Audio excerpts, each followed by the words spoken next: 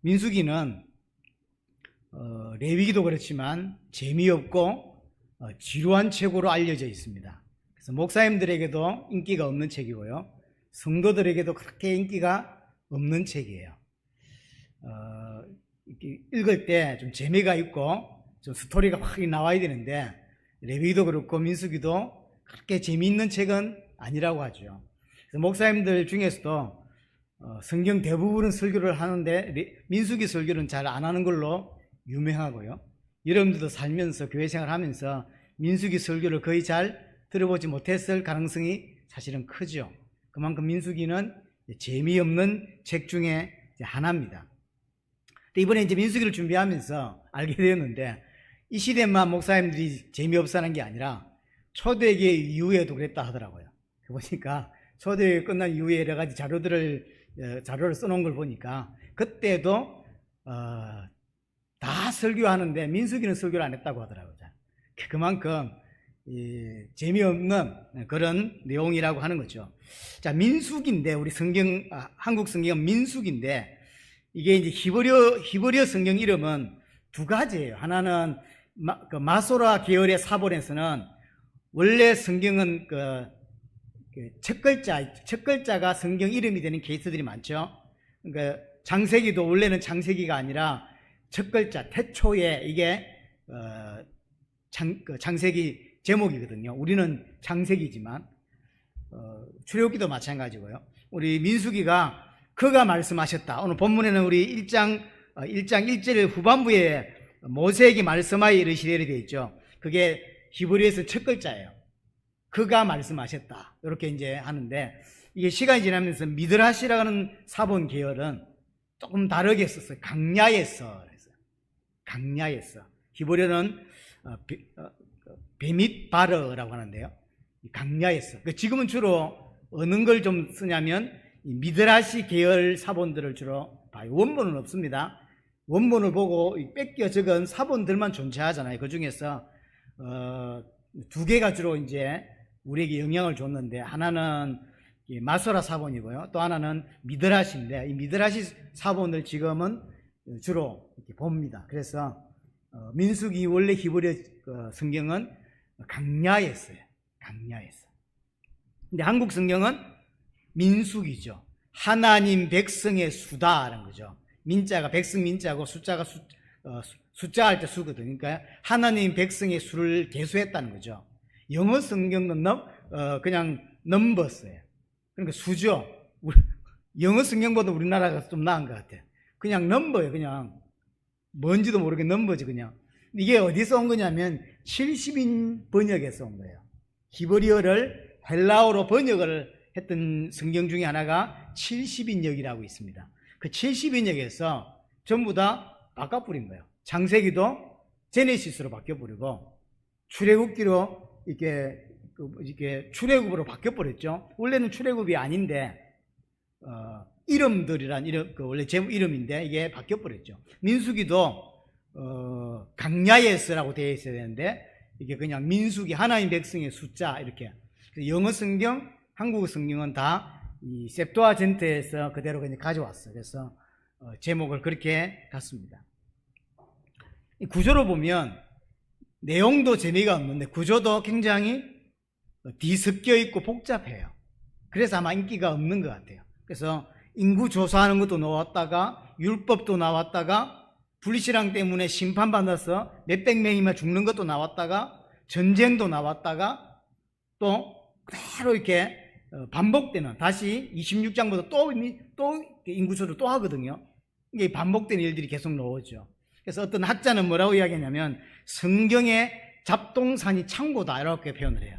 그러니까 재미가 없다는 이야기예요. 그러니까 창고에 들어갔는데 이게 뭐랄까요, 정리를 탁 이렇게 해놓은 게 아니라 들어갔더니 오른쪽 왼쪽 할 거 없이 막 정리가 안 되어 있는데 막 때리 박아 놓은 거죠. 그러니까 뭐 물건을 찾으려고 할 때 어디에서 물건을 찾아야 될지 모를 만큼 민수기가 그런 느낌이라는 거죠. 그래서 내용도 복잡한데 거기다 재미가 없는데 구조도 이 말 했다가 저 말 했다가, 율법 이야기 했다가 인구 이야기 했다가, 죽어나가는 거 이야기 했다가, 뭐 또 다시 율법 이야기 했다가 똑같은 이야기를 계속 반복해요. 다음 주에 1장부터 자세히 좀 보게 될 건데, 그냥 그러면 되잖아요. 예를 들어 시몬 계수하라고 그랬어요. 시몬의 이게 남자들이 이렇게 해서 몇 명이더라. 이렇게. 그럼 나머지들은 다른 지파들은 몇 명 이러면 될 거 아니에요. 그렇게 하지 않고요. 똑같은 이야기를 계속 반복해. 읽으면 지루합니다. 다음 주 지금 벌써 걱정하고 있어요. 54절까지 다 읽어야 될까? 이런 똑같은 이야기를 계속 반복하고 있거든요. 그러니 지루한 데다가 그냥 시몬이 기본적으로 했으면 나머지들은 지파들은 전부 다 몇 명이고 그래서 토탈 몇 명이다. 60만 3,550명 이렇게 이야기하면 되는데 그렇게 하지 않고 했던 이야기를 또 하고 했던 이야기를 또 하고 했던 이야기를 또 하고 이렇게 돼 있어요. 거기다 내용도 재미없는 이야기를. 그럼에도 불구하고 이제 학자들은 구조를 여러 가지로 나눕니다. 시간을 따라 나누기도 하고 장소를 따라 나누기도 하고 이렇게 하죠. 시간과 장소를 주로 나누자면 오늘 1장 1절에 보시면 둘째 해 둘째 달 첫째 날에 라고 하죠. 그러니까 이제 출애굽을 시작을 했습니다. 그래서 45일 만에 시내산에 도착을 하고요. 그 다음에 이제 시내산에서 출발하려고 하는 게 민수기거든요. 출발의 시점이 언제냐면 둘째 해 둘째 달 첫째 날이라 되어 있죠. 그러니까 1년이 지났다는 뜻이죠. 1년이 지난 두 번째 달에 그리고 첫째 날인 거죠.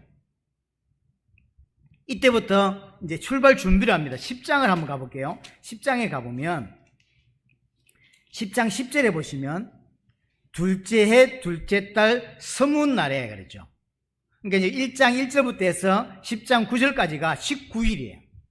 출발 준비를 하고 있는 걸 하거든요. 19일 동안 출발 준비를 하고 그러면 이제 11절부터 10장 11절부터 출발을 시작합니다. 거기 보니까 성막에서 구름이 떠오르죠. 구름이 떠오르니까 이제 출발을 하는 거죠.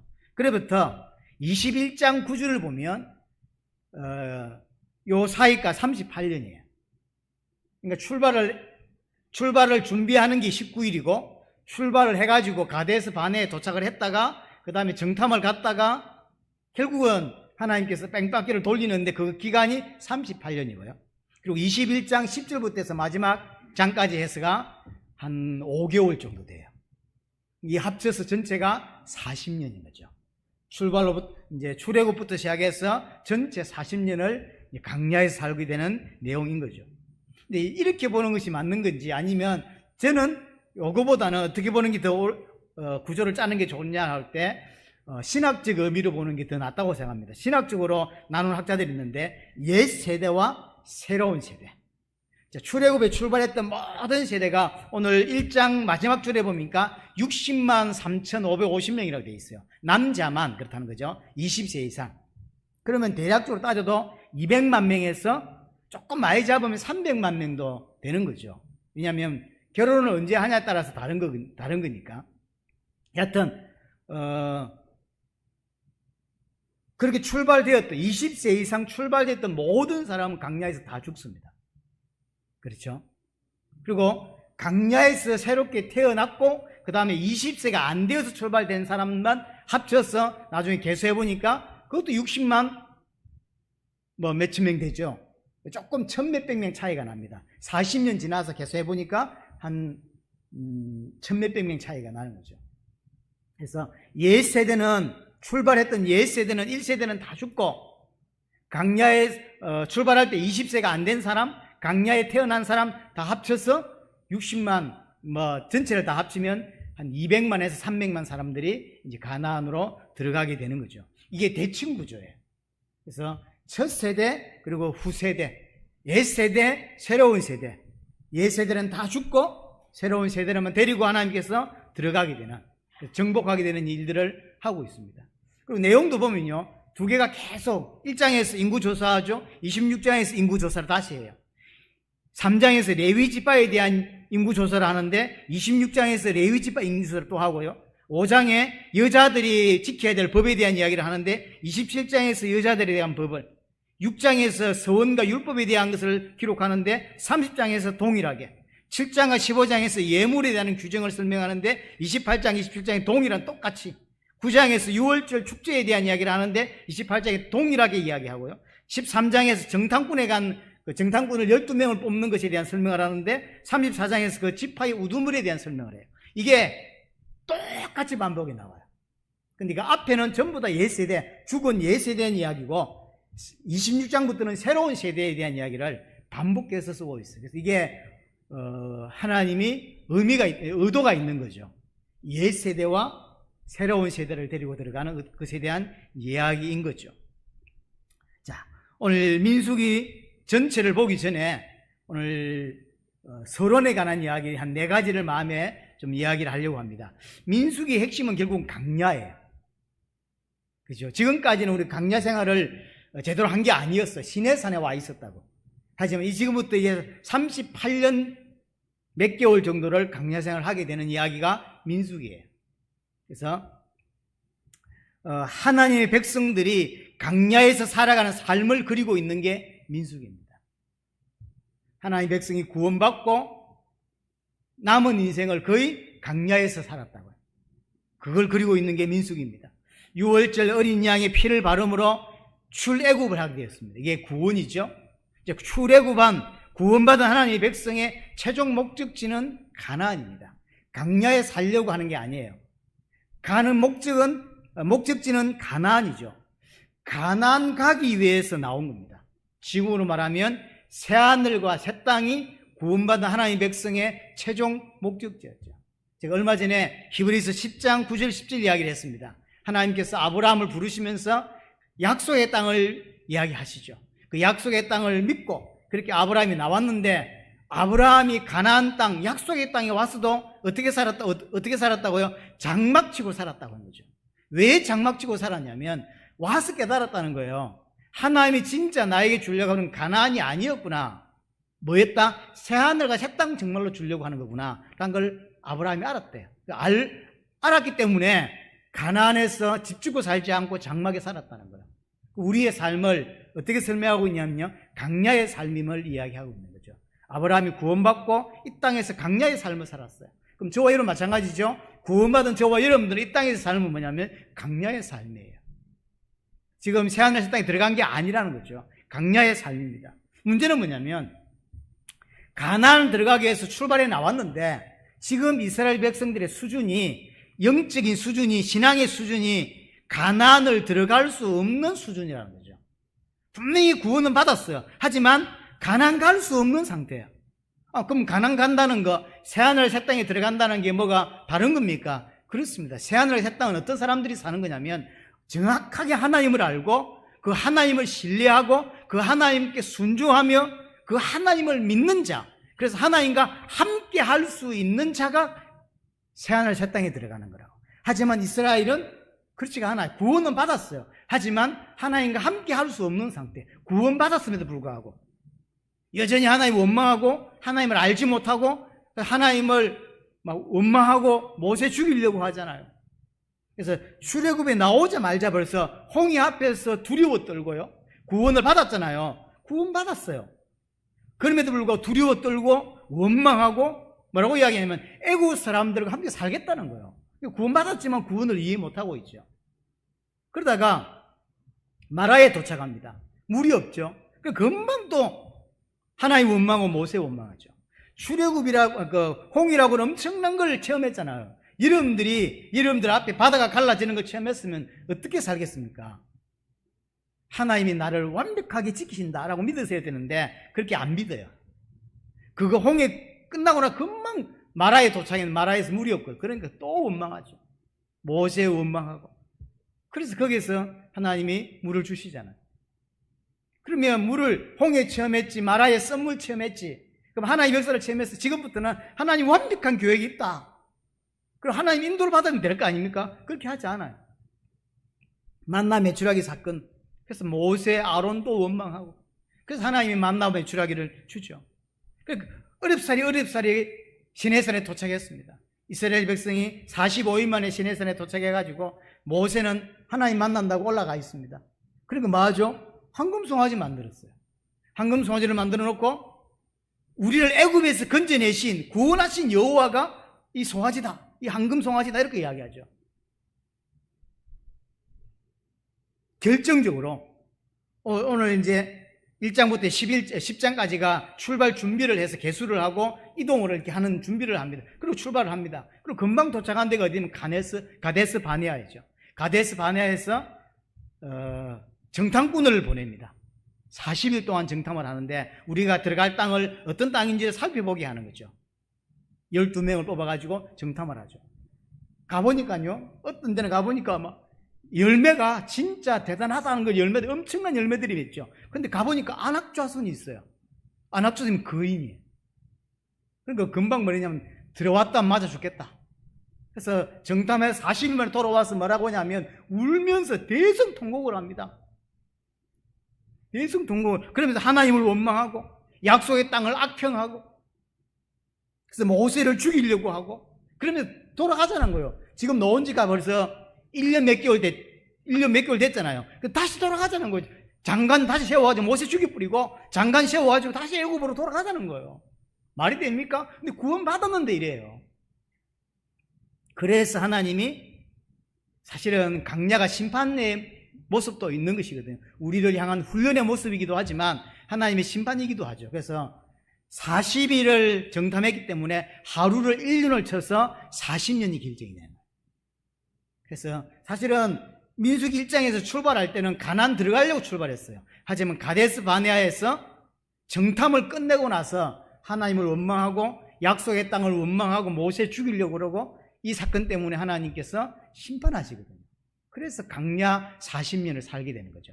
지금까지는 1년 몇 개월이 지났죠. 그래서 38년 몇 개월을 강야에서 더 살고 모세까지 다 죽고 가나안에 나중에 40년 후에 들어가는 일이 벌어지는 것이죠.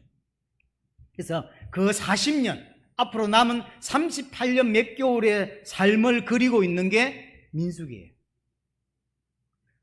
그래서 가나안 가기 위한 여정의 삶, 새하늘과 새 땅에 천국에 가야 될 사람들이 이 땅에서 살아가는 여정, 그 여정을 그리고 있는 게 민수기라고요.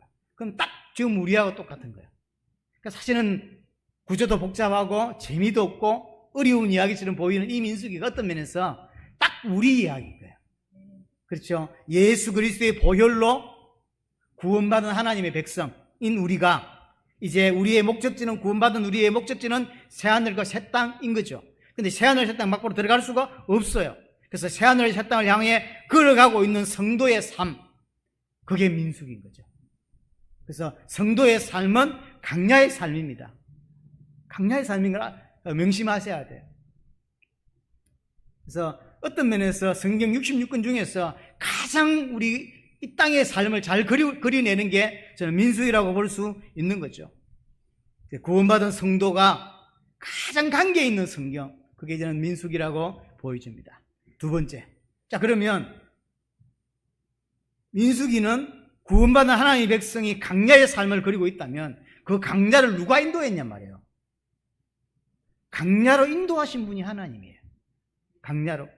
이스라엘 백성은 원래 애굽에서, 이집트에서 영원히 노예로 살아야 됐고 종으로 살아야만 했던 사람들입니다. 하나님과의 언약이 있었지만 언약은 잊어버리고 430년 동안 노예로 살고 있었습니다. 그런데 하나님께서 그들을 건져내시거든요. 우리는 어떤 사람들이냐면 우리는 태어나면서부터 사단의 종이고 죄의 종이고 세상의 종이었던 사람들입니다. 그렇죠? 우리가 구원받고 태어나는 게 아니에요.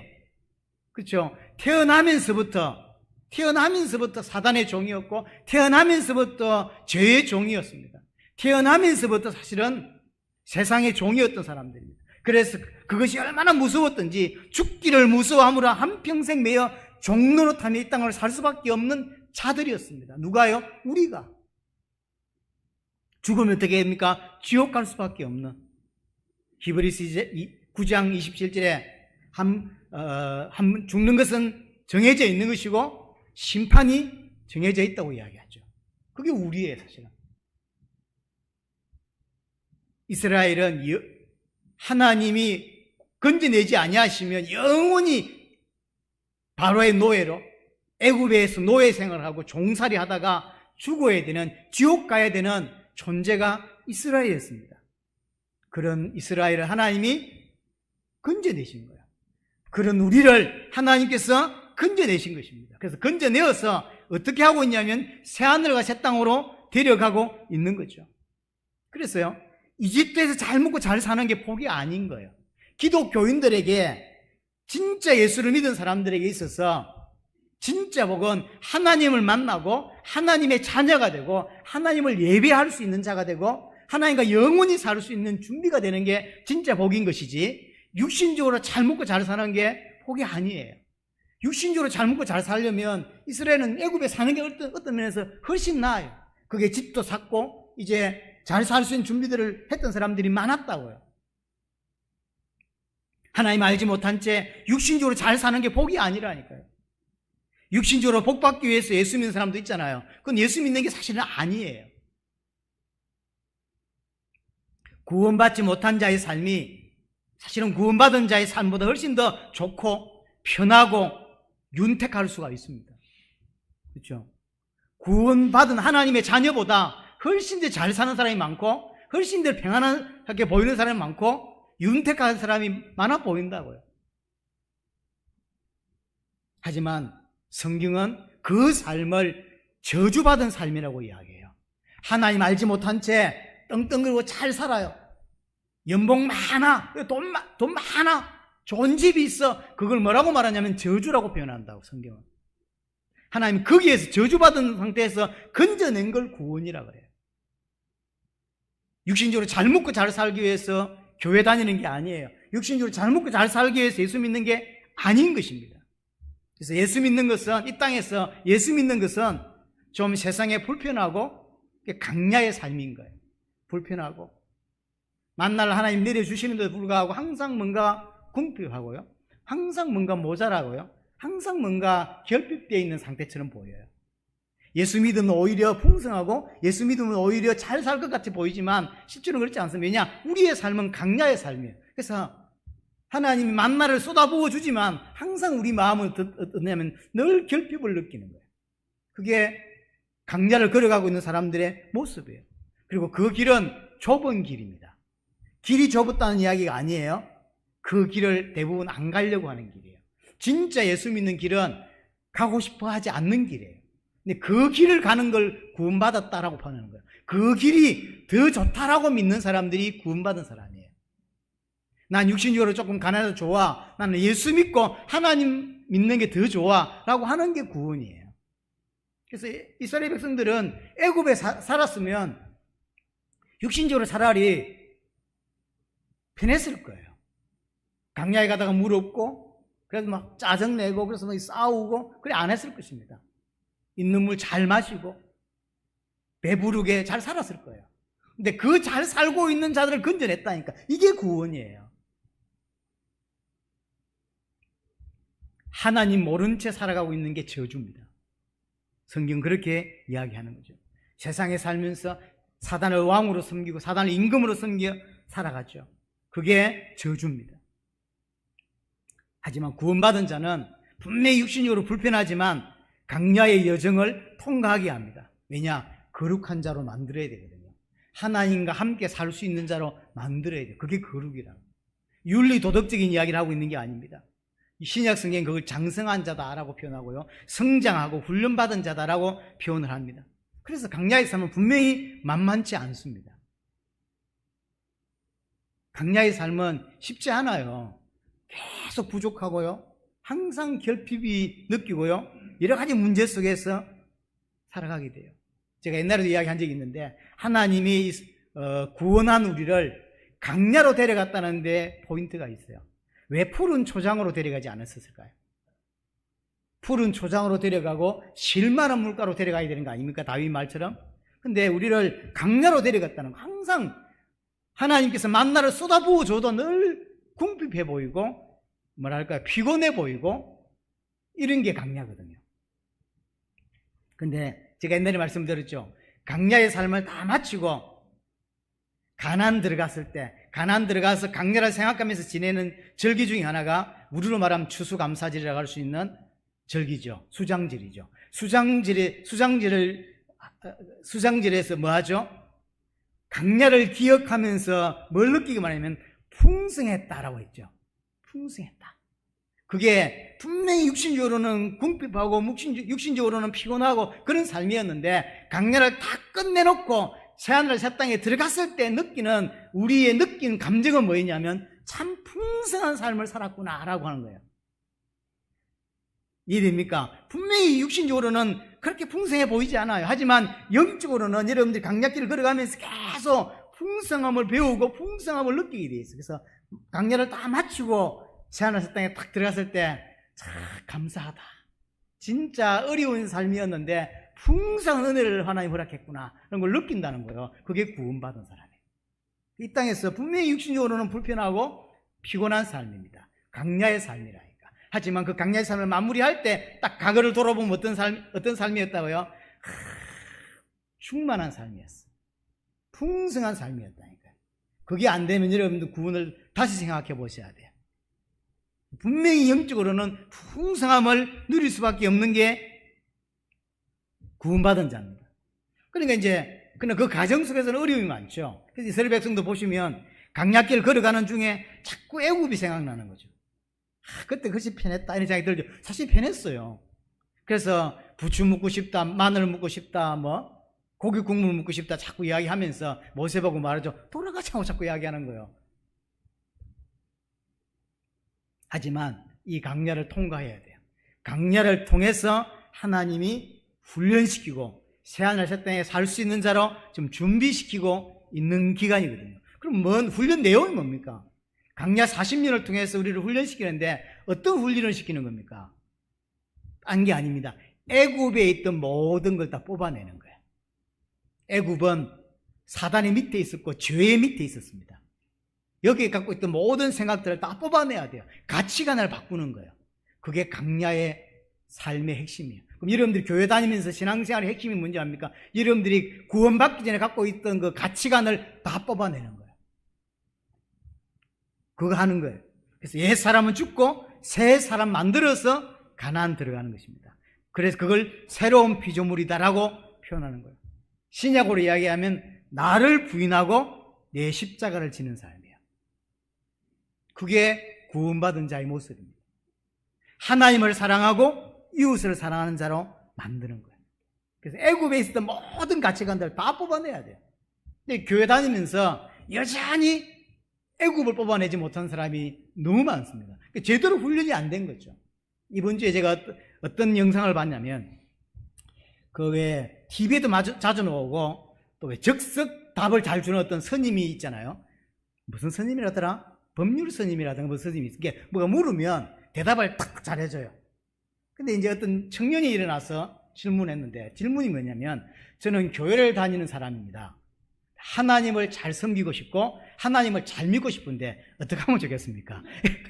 내가 그걸 듣고 이 한국 교회다 이게. 아니 하나님 잘 믿고 싶대요. 하나님 잘 섬기고 싶대요. 그 질문이 그랬어요. 잘 믿고 싶은데 그걸 누구한테 물어요? 법률 스님한테 묻고 있는 거예요. 그런데 법률 스님인가 그 양반이 뭐라고 대답한지 아십니까? 그 사마리아 그 비유 있죠. 강도 만난 너의 참 이웃이 뭐냐? 그 설명을 그거 가지고 이 사람에게 답을 탁 주는 거예요. 그 답이 됐냐? 그 답이 됐다는 거예요. 근데 기가 막혔어. 그럼 이 법률 스님인가 하는 사람이 사마리아 참 친구 비유가 맞냐면 엉터리라. 제가 볼 땐 그 사람은 불신자이기 때문에 구원 못 받은 사람이기 때문에 성경을 그렇게밖에 못 보는 거예요. 근데 놀라운 건 뭐냐면 어지간한 성도들보다 성경을 많이 알아요. 제가 볼 때는 한 몇십도 한 것 같아요, 이 사람은. 그러니까 이제 이 사람들에게 이런 답을 어떤 사람 여자가 와서 자기 남편이 지금 바람을 피우고 있대. 이혼을 안 했대. 이혼을 해야 될지 말아야 될지 고민하고 있는데 어떻게 하면 좋겠습니까? 그러니까 이 사람이 툭 이렇게 그래서 그 사람들이 답을 탁 이렇게 하고 울면서 답을 봐. 내가 기가 막혀가지고 지금 답이라고. 근데 그게 그런 건 그것도 치더라도요. 기독교인이 청년이에요.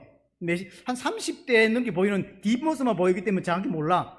30대 넘어 보이는 청년이 와서 하는 소리가 제가 볼 때 한 집사 주면 안 되겠네 싶어요. 이 사람은 정말로 마음에 하나님 잘 믿고 싶다는 거예요. 그걸 왜 거기에 가서 묻냐고. 엉터리 답을 주는데 거기 똑같이 하고 앉아있어. 천국 가겠냔 말이에요. 그래서 40년 강야를 돌리는 거예요. 강야를 통해서 애굽의 생각을 다 애굽의 가치관을 다 뽑아내고 새로운 사람 만들어서 하나님 진짜 믿는 사람 만들어서 하나님을 신뢰하고 하나님께 순종할 수밖에 없는, 복종하는 단순히 복종의 문제가 아니에요. 하나님이 누군지 정확하게 알기 때문에 하나님이 하는 모든 게 옳다는 답이 나온 거예요. 그렇잖아. 그래서 순종하는 거예요. 그런 자 만들어서 데려간다고. 근데 우리는 이 땅에서 내가 하나님 되려고 하거든요. 하나님을 똑바로 알고 하나님 섬기는 자로 만들어야 되는데 우리는 하나님 되고 싶어 해요. 내가 주인이고 내 생각이 더 옳다고 생각하는 거죠. 그 생각을 바꾸는 거예요. 어디에서요? 강야에서. 누구와 함께요? 공동체를 이루어서 함께.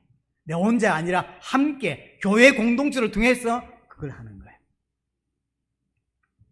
그러려면 하나님께 정말로 순종하고 하나님 온전히 신뢰하려면 첫 번째 뭐가 돼야 되냐면 하나님을 알아야 하나님을 신뢰하죠. 하나님을 알을 때 하나님께 온전히 하나님을 알아졌을 때 내 가치관이 바뀌는 거예요. 아, 내 생각이 틀린 거구나. 이게 애굽의 생각이구나. 이게 죄의 생각이구나. 이게 뽑아내진다고.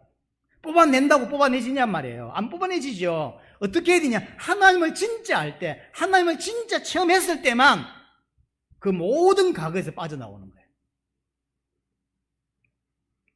그렇죠? 하나님이 어떤 분인지 모르기 때문에 불순종했던 게 아담이었어요.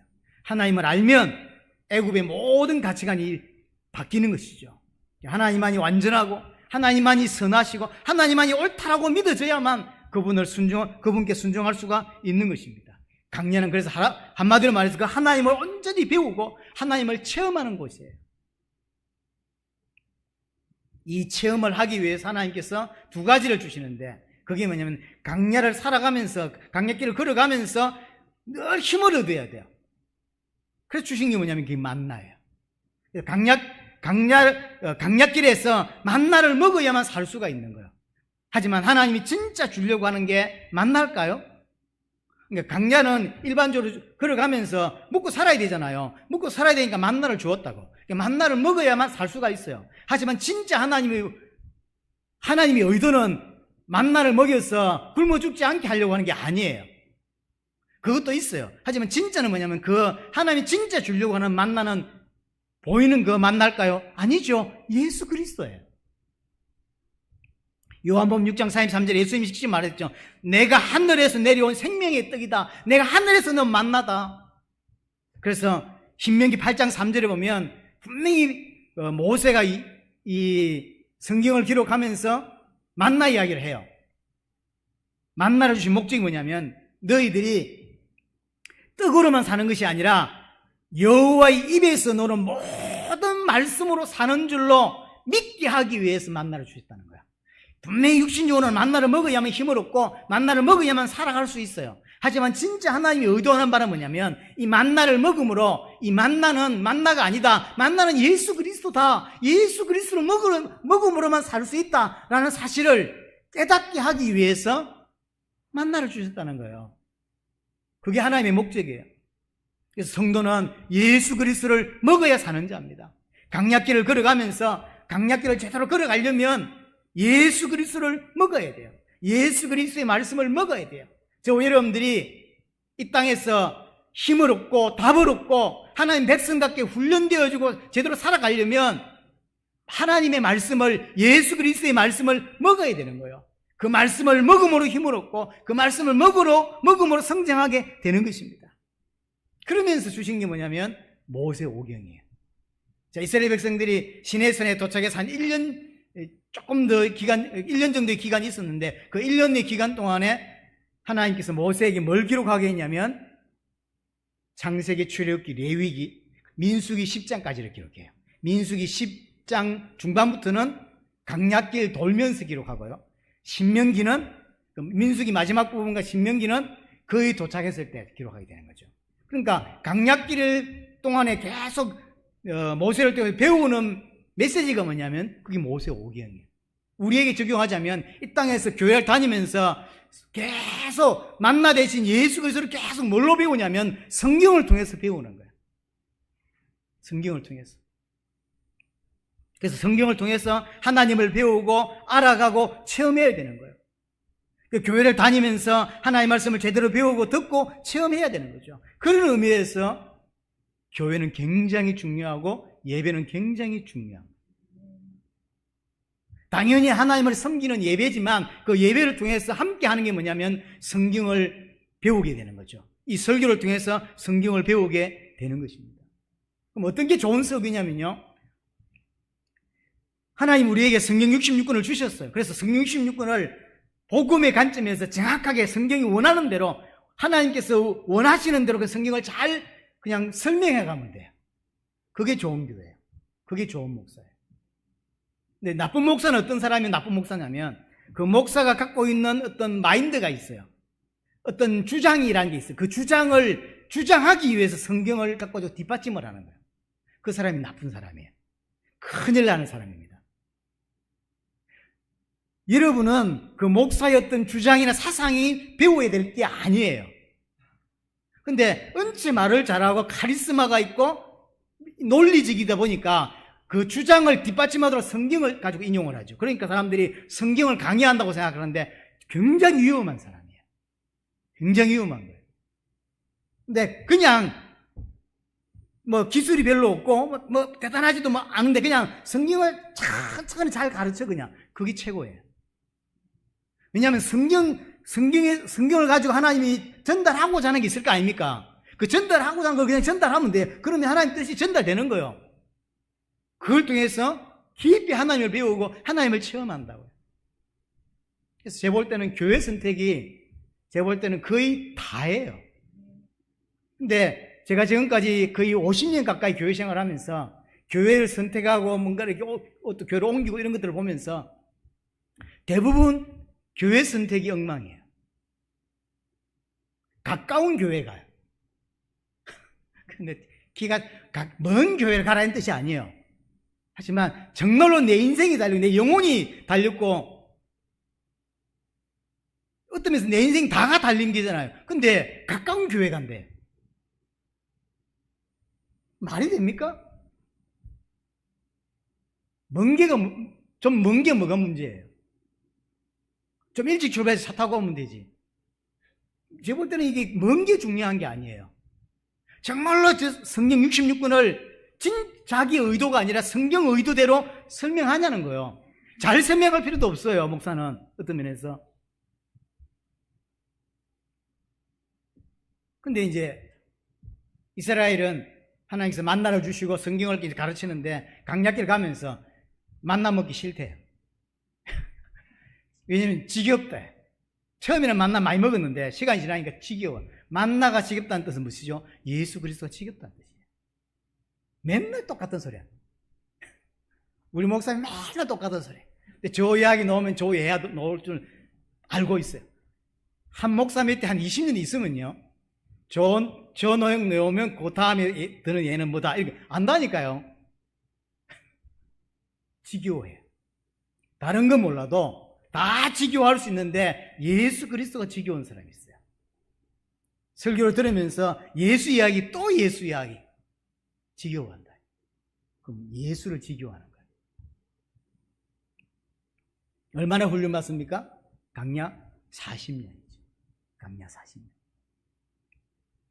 시내산에서부터 사실은 가나안까지가 학자들이 이야기하면 한 열흘 조금 더 걸리면 한 보름 정도면 간다고 합니다. 보름이면 갈 수 있는 거리가 시내산에서 가나안이에요. 그게 얼마 걸렸어요? 38년 몇 개월 걸렸어요. 40년 가까이 걸린 거죠. 그래서 제가 요한계시록 강의할 때 42달, 3년 반, 1260일, 한때 두때 반때 같은 일. 그게 3년 반, 42달, 한때 두때 반때라는 이야기가 전부 뭐죠? 이 땅에서 강야의 삶을 살아가고 있는 그 훈련받는 기간을 이야기했죠. 자, 마지막으로 제가 어떤 이야기를 했냐면 민수기가 어떤 거냐? 구원받은 하나님의 백성들이 강야의 삶을 설명하고 있는 게 민수기다. 그럼 그 강야로 누가 인도했냐? 하나님이 인도하셨다. 왜 인도했습니까? 올바르게 훈련시키기 위해서. 그렇죠? 그러면 훈련할 때 뭐로 훈련하냐면 만나와 성경을 가지고. 같은 거예요. 예수 그리스도와 성경 전체를 통해서 하나님을 배우고 하나님을 알게 하는 거예요. 결론적으로 민수기에서 전달하고자 하는 가장 중요한 핵심이 뭐냐면 옛 세대는 죽고 새 세대가 가나안에 들어가게 되더라는 거죠. 그래서 강약길에서 우리의 옛 세대를 다 죽이는 거예요. 이 영적인 의미죠. 그들은 실제로 그렇게 됐지만 우리에게는 그 의미가 아니잖아요. 우리에게는 우리의 애굽은 다 죽이고 새로운 사람으로 변화되는 새로운 사람으로 새로운 피조물로 변화되는 것을 이야기하는 것입니다. 옛 세대는 다 죽여야 돼요. 고린도전서 10장을 한번 보겠습니다. 고린도전서 10장에서 이 강야 이야기를 하고 있습니다. 고린도전서 10장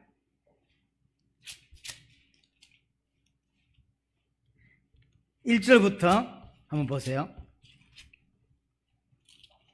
고린도전서 10장 1절부터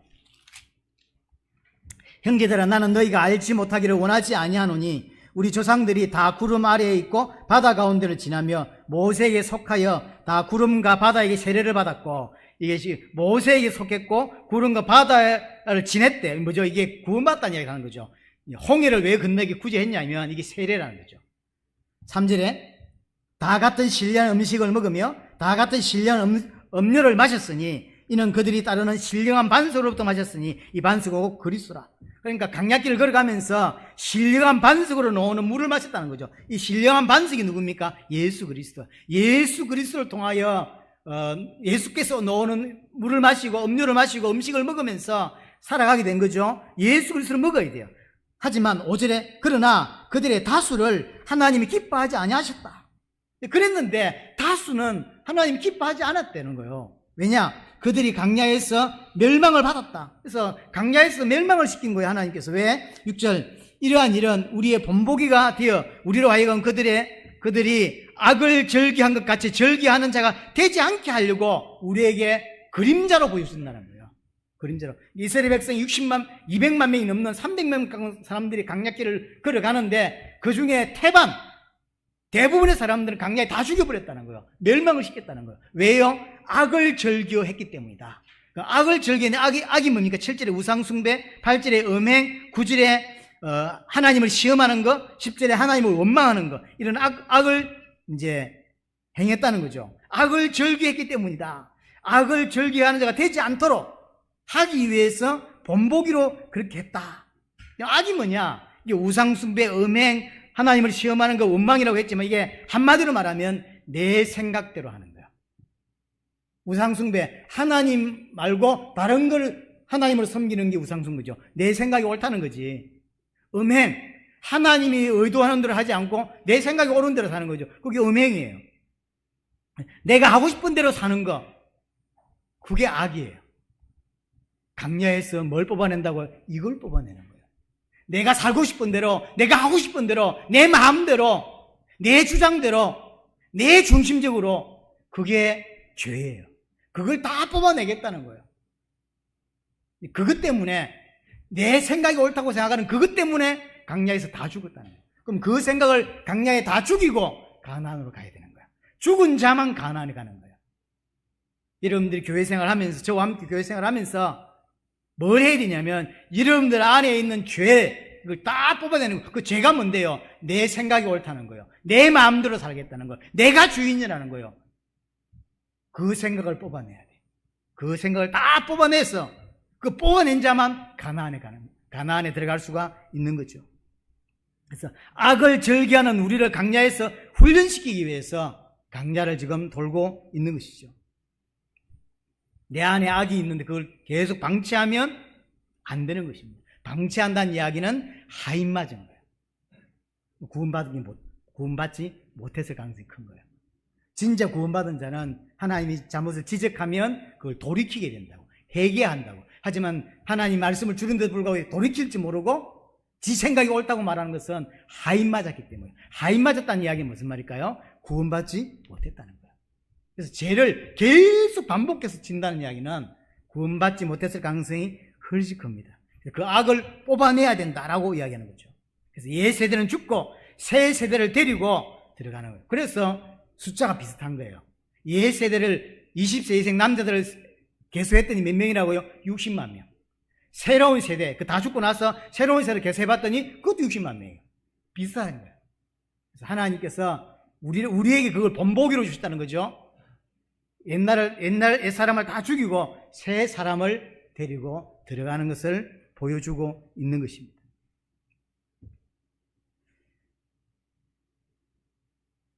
그럼 강야에 죽은 사람은 구원 못 받은 겁니까? 아니요.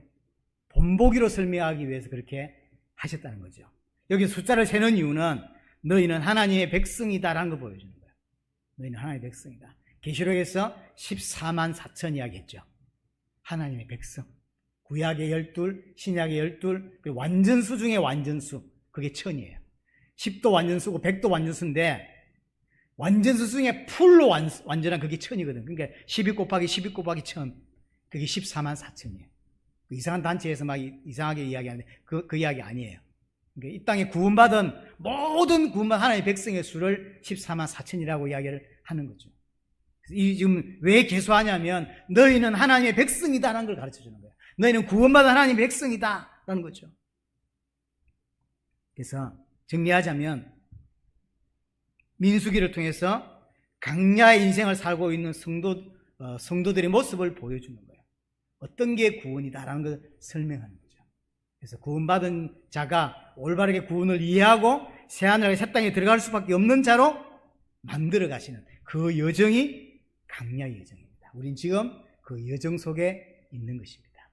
그래서 이번 이 땅에서 교회 생활을 통해서 저와 함께 신앙생활을 하면서 뭐냐면 모든 애굽을 다 뽑아내고 새하늘 새 땅에 들어갈 수 있는 자로 준비되어 가는 것, 그게 지금 우리고요. 그걸 기록하고 있는 게 민수기입니다. 민수기를 통해서 사실은 어렵고 복잡한 것처럼 보이지만 우리에게 전달하는 큰 메시지가 있는 것 같습니다. 앞으로 계속 은혜 받는 시간 되기를 바랍니다.